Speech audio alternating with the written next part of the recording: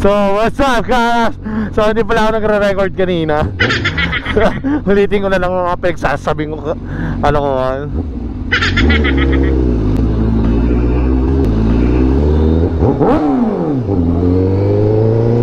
So,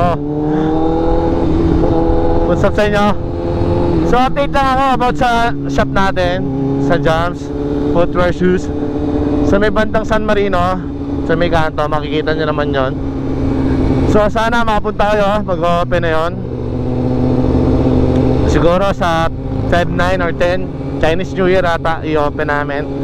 So ang blessing, Sabado ang open, Sunday, para maano ko rin yung mga pupunta, asikaso ko.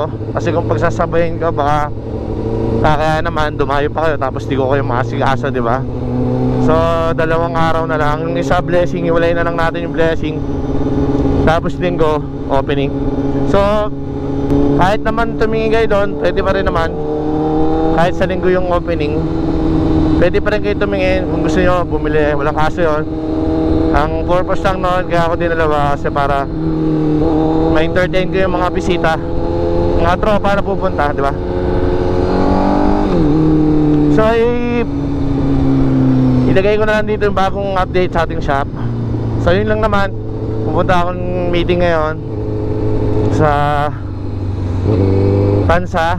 So ayun lang ang vlog natin. Ngayon lang ulit tayo nakapag-motor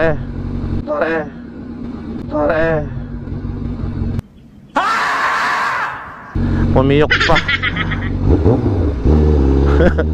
Nagbibinata tayo. So ipasok ko na lang dito yung update sa ating store. So lagi nyo tandaan, pray first before you ride. Maraming uy, parang sobrang dami na noon. Maraming salamat sa inyo. Bye.